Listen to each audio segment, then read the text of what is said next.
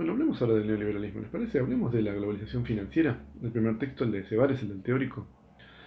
El autor va a arrancar, tiene como dos partes en el texto bien diferenciadas. La primera que es la más analítica, donde describe los elementos, ¿no? Las condiciones que llevaron a la posibilidad de que surgiera la globalización financiera. Y esto él un poco lo contrasta con el mundo que vimos nosotros, ¿no? El mundo de la posguerra, del Estado benefactor, de la economía mixta, y cómo eso va a ir devenir en un cambio, ¿no? Pero paradójicamente, esa certidumbre que construyó la posguerra en el crecimiento económico es el primero de los elementos que vamos a marcar para el avance de la economía globalizada, porque lo que él dice es que esa certidumbre y ese crecimiento implicó una cantidad de dinero, ¿no? Y de expectativa de las multinacionales eh, hacia futuras rentas que empezó a construir la lógica de la globalización, ¿no? Y eso es un poco el segundo elemento, la idea de qué significa en la renta de las multinacionales la posibilidad de ir invirtiendo a niveles mucho más expandidos geográficamente que antes. Entonces va a marcar dos elementos un poco técnicos, pero que quiero que los pensemos un segundo. Por un lado, la posibilidad de muchísima más liquidez, de más dinero dando vuelta, que implicó la crisis del petróleo.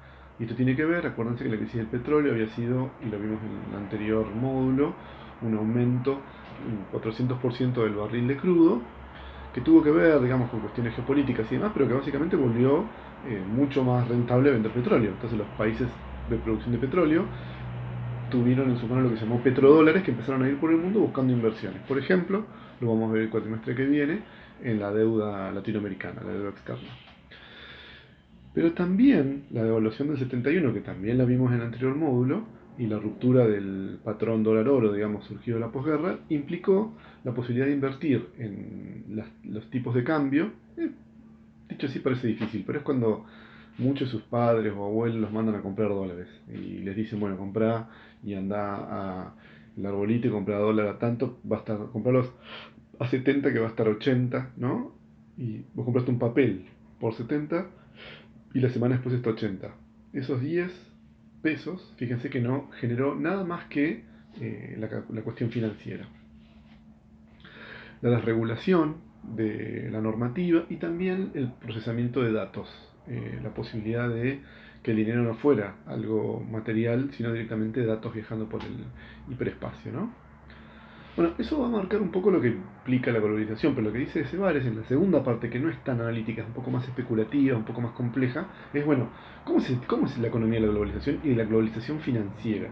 Bueno, una primera cuestión es eso, ¿no? El desarrollo de lo financiero tiene que ver con fenómenos que no se dan en la economía real. No hay producción de bienes y servicios, sino que hay venta de cuestiones a futuro. Dólares que se supone que van a salir más caros. Vender, por ejemplo, deuda. Un Estado que te dice, bueno, si yo te, vos me prestas plata, yo te doy este papel, es un bono soberano que durante 20 años me comprometo a irte pagando a tanto interés. Entonces, no hay algo ahí más que un papel que vos le compras a un Estado, Argentina, Chile, China, para que el Estado te vaya pagando. O los fondos de pensión, que es de tu sueldo te sacan una parte y eso se invierte y cuando te jubilás lo recibís. No es lo mismo que la jubilación de reparto, ¿no? Es otra cosa, es plata que de tu dinero que se invierte y si se gasta y se pierde, se pierde.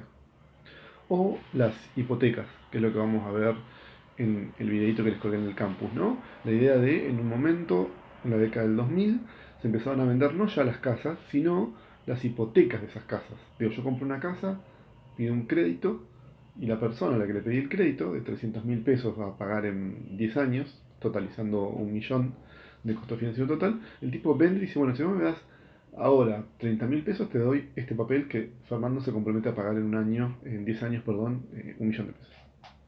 Y así, fíjense que se basa un tipo de economía que está en vender futuras ganancias, activos a futuro, que se llaman derivados. Esa es la herramienta fundamental de la globalización financiera, que tiene que ver con un reemplazo de la economía real y los bienes y servicios hacia, ¿sí?, este tipo de economía, que es una economía de venta de ganancias y de procesos a futuro, de servicios financieros. ¿Sí? Bueno, hasta acá Cebares. ¿Cómo implicó esto ¿Qué generó? Bueno, como dijimos, ¿no? Un retroceso del Estado social. Pero ese retroceso del Estado social, vamos aguacando un poquito ahora, iba a tener consecuencias sociales, iba a haber protesta porque esto pasara. Y lo que dice Huacán es que ese retroceso del Estado social va a implicar en los países centrales el avance del Estado penitencia, el Estado penitenciario, que es un Estado que va a venir a controlar ese conflicto, ¿no? Y ahí donde el Estado deja de garantizar, digamos, el bienestar de los sectores populares, aparece un Estado que va a garantizar por lo menos que no haya conflicto.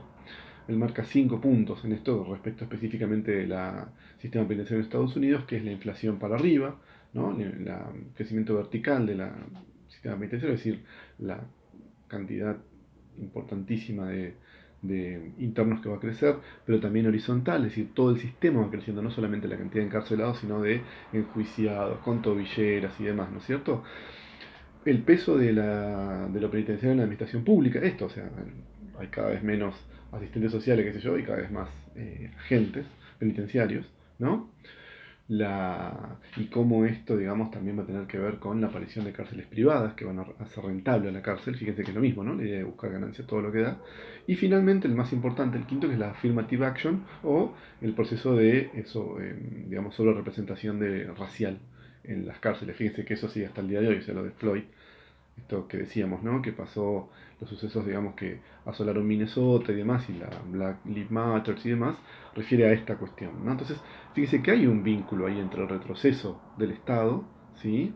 Del Estado social y el avance del Estado penitencia, digamos, y el proceso de retroceso del Estado social se da por lo que dice Ceballos, ¿no? Por el avance de la globalización financiera, que solamente busca una ganancia en fenómenos a futuro, ¿sí? Bueno, ahora hacemos algunas conclusiones.